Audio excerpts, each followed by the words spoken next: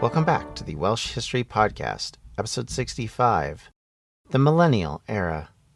So let's start with a personal discussion. My history background is in social history, specifically religious history. Because of that background, I have an abiding interest in anything to do with religious history. So this is a bit of a shall we say, a peak industry for me.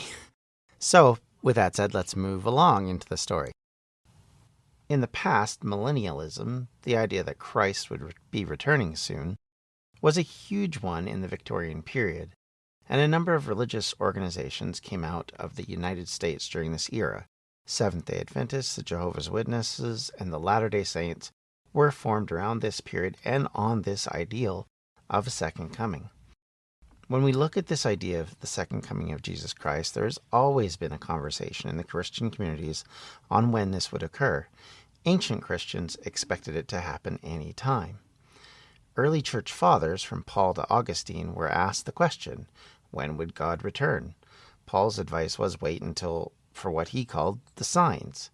Augustine took a more placid approach when he said, he who loves the coming of the Lord is not he who affirms it is far off, nor is it he who says it is near, but rather he who, whether it be far off or near, awaits for it with sincere faith, steadfast hope, and fervent love.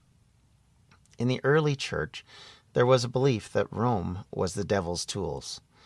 But after Constantine, this all changed, and now Rome was the good guy. After the 4th century, the Roman government was seen as a part of the stability of the church and a key to the spread of Christianity. Few could find fault with this argument. In fact, Tertullian, writing in the 3rd century, said of the empire, there is also another greater necessity for our offering prayer in behalf of the emperors, nay, for the complete stability of the empire, and for Roman interests in general. For we know that a mighty shock impending the whole earth, in fact the very end of all things, threatens dreadful woes, is only retarded by the continued existence of the Roman Empire. This idea did not retreat even as the empire itself broke apart. Gildas, our clarion caller monk, firmly believed that the people of Britain were being punished by God with the Saxons.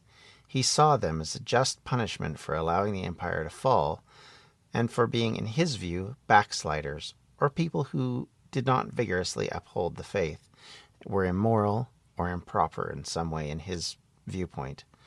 Often, comparisons of the Britons of that day to the kingdom of Judah, who in the Bible were considered to have forgotten to worship Jehovah, so sealed their own defeat at the hands of Babylon, that it was obvious that it was because of their immoral activities.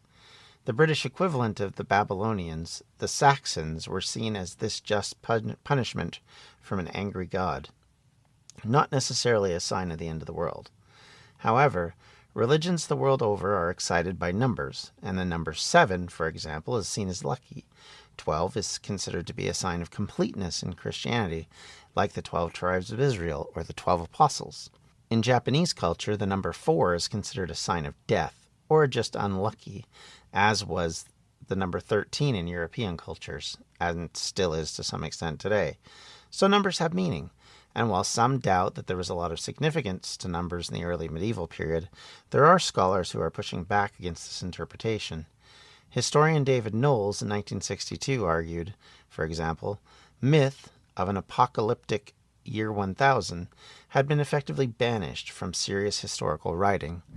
In other words, there was an understanding in the 20th century from many scholars that the argument over whether or not the year 1000 was significant for most of the people of the Middle Ages was settled because of the evidence in the writings about the period were not really focused on the magic number. Many said that this was a later interpretation akin to a fantasy retelling, and even more questioned if peasants across Europe even knew what the year was at the time.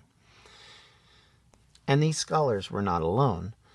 There was many that through the 20th century and even before that doubted that medieval Christians looked upon the year 1000 with any sense of portent.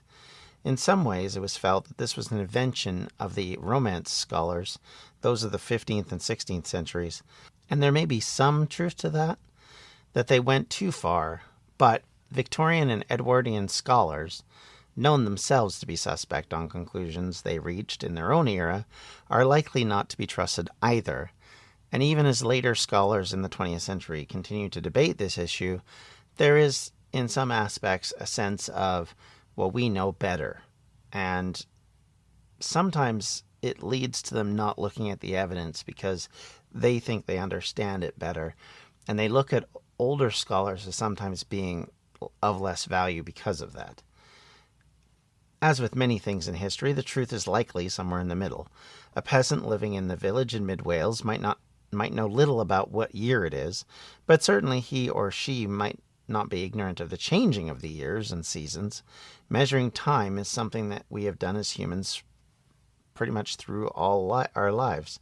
In Roman times, years were measured in who was consul. In other cultures, it was determined by important events, not dissimilar from how we determined that the year 0 is the birth of Christ.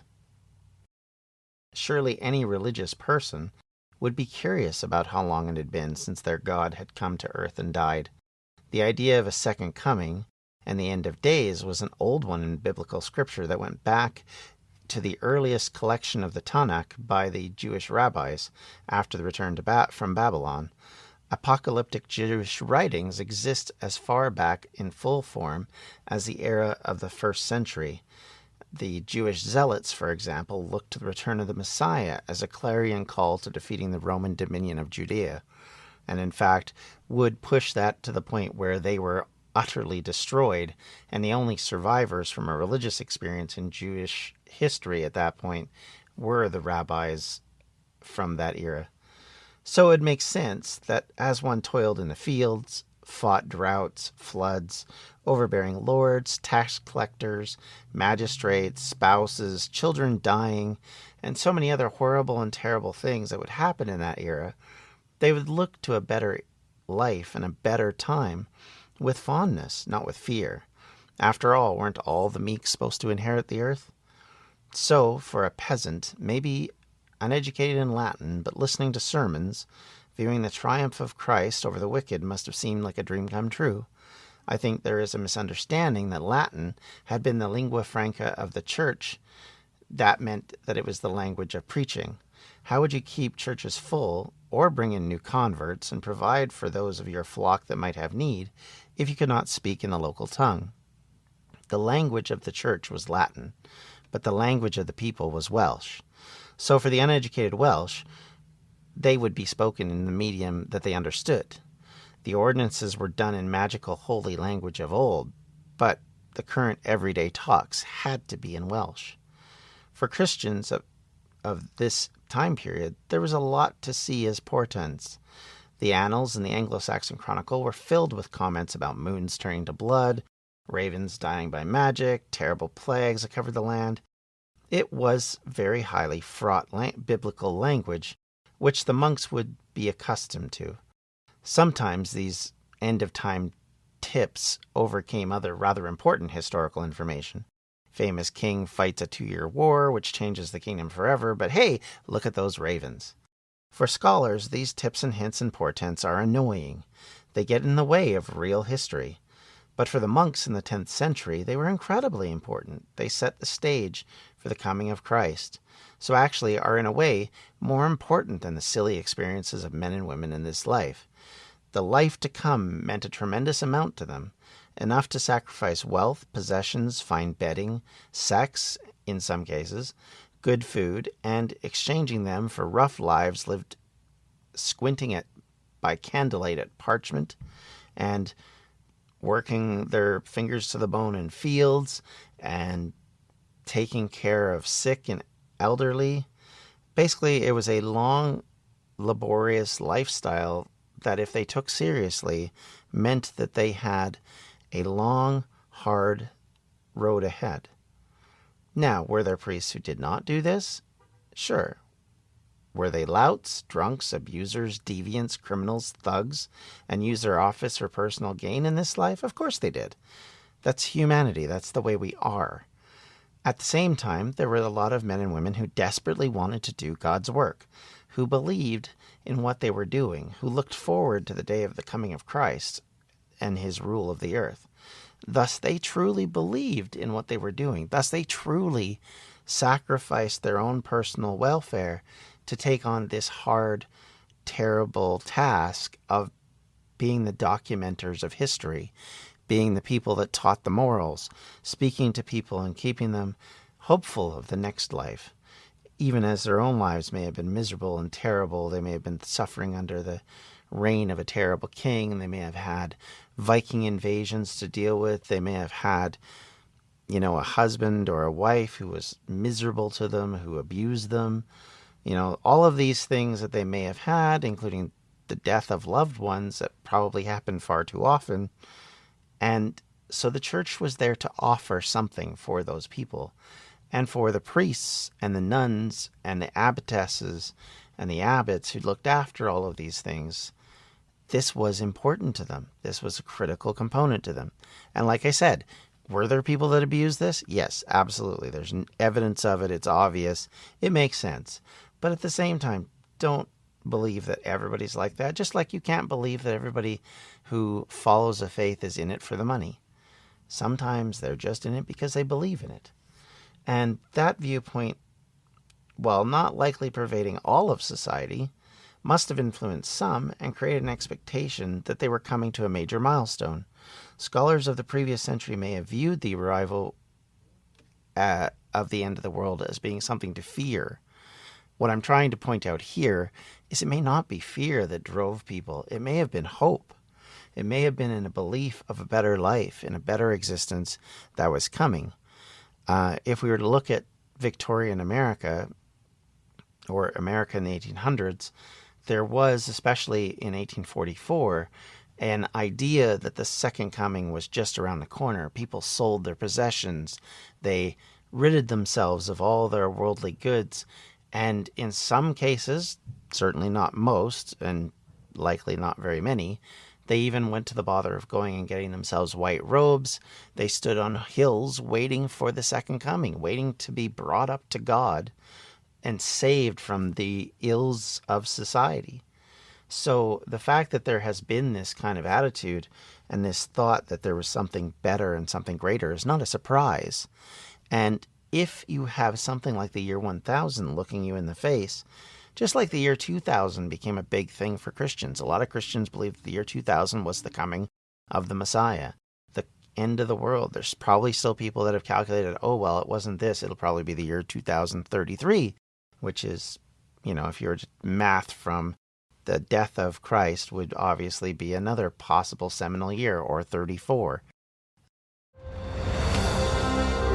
I'm Ken Harbaugh, host of Warriors in Their Own Words, a podcast that presents the unvarnished, unsanitized truth of what we have asked of those who defend this nation.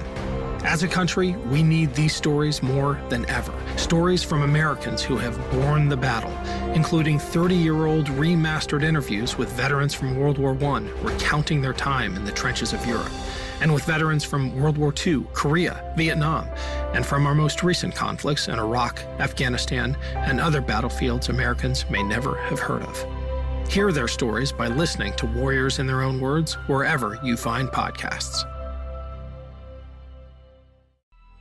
Coming up on 5 Minute News, I'm Anthony Davis. You might think it's partisan because maybe it's critical of one side or the other, but it's not. It's just the truth. And I think that's also something that's kind of unusual for Americans listening to the radio or to podcasts, because the news landscape in the States has been so partisan for so many decades. So 5 Minute News is verified, truthful, independent, unbiased, and essential world news daily. And I would argue you should probably look at this coming again. But the idea that people are driven by hope as much as fear, that people in bad situations, maybe the only way they survive is through their hope. I mean, can you imagine how miserable you would be if all you could do is live in fear, if everything was determined by fear? You have to have hope to survive. We have to, as a society, have hope because it gives us the opportunity to continue. Because you can put up with a lot of garbage if you think, well, it's going to change, it's going to change, it's going to change. So hope would have driven some of these people.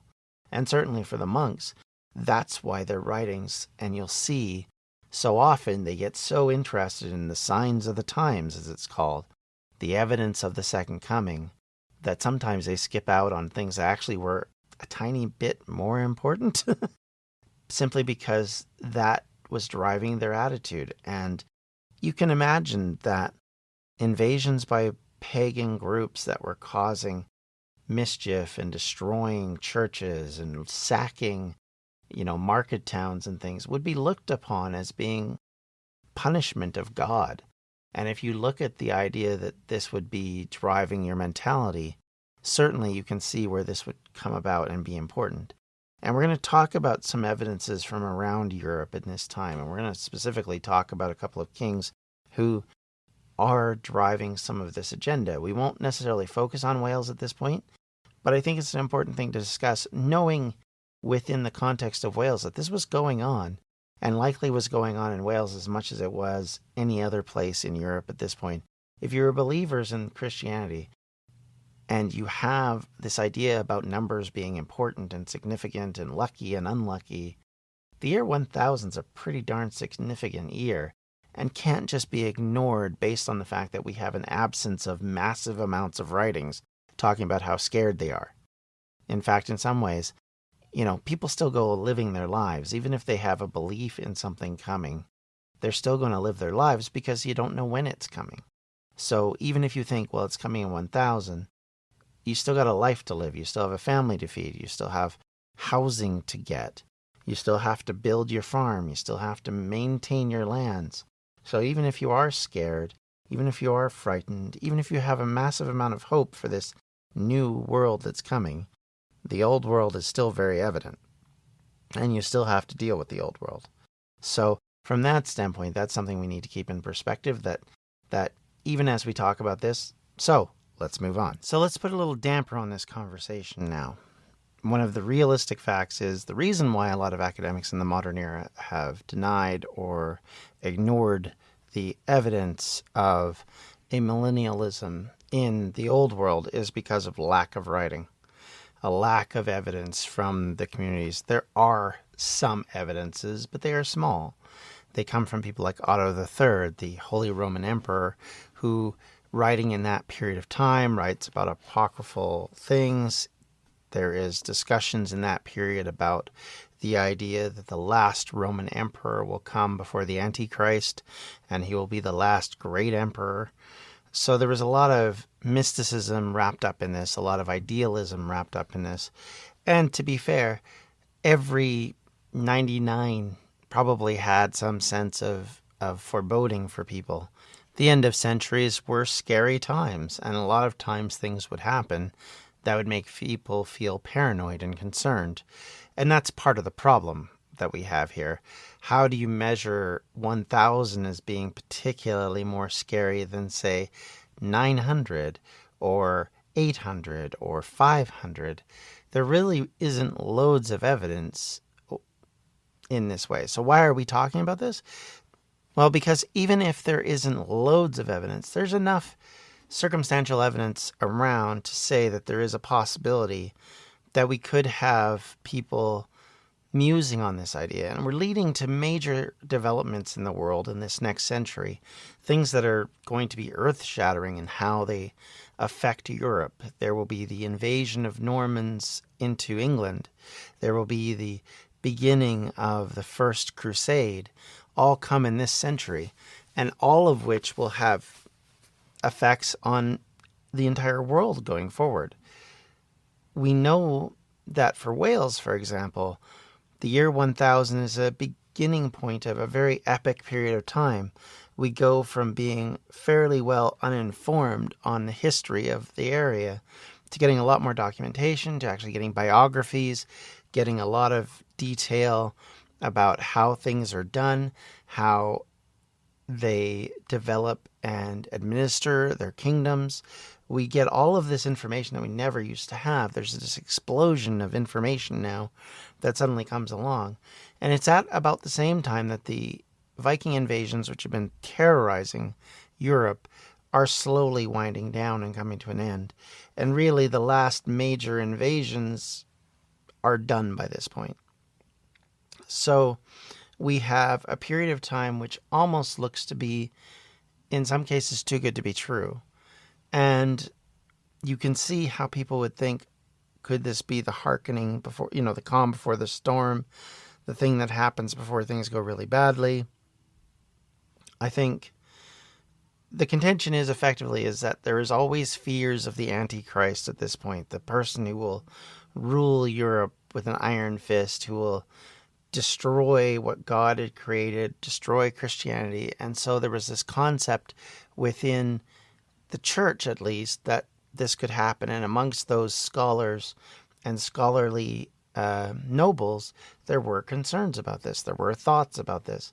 Were they as developed as we've discussed? As I said, likely not. And it's likely not as dramatically lessened as academics have contended previously. I think we need to land somewhere in the middle on this. The reality of it is that Christianity was spreading. It was still reaching parts of Europe it hadn't been to yet at this point. And because of this, and because of this reverential zeal that will build about trying to rebuild the old Roman Empire, to create that level of protection that Tertullian talks about, there's this concept that we need a Holy Roman Empire. Why do we need one? Well, because that gave us peace, that gave us structure. And of course, a Holy Roman Empire would be even better because it'd be run by Christianity itself. And of course, this leads into the idea that not only do we need to take back Europe and take it back into a Christian era, we also start to get a look at other places that were once Christian and start to consider maybe it's time to take those places back and stop them from being lost to us by effectively a new religious organization in Islam, which at this point has been around a few hundred years, but still, by compared to Christianity or Judaism, it's still relatively in its younger stages of growth. And so there is this sense that they need to take back what is taken from them. And all of this sort of develops in the mindset of these people around a time period which has significance.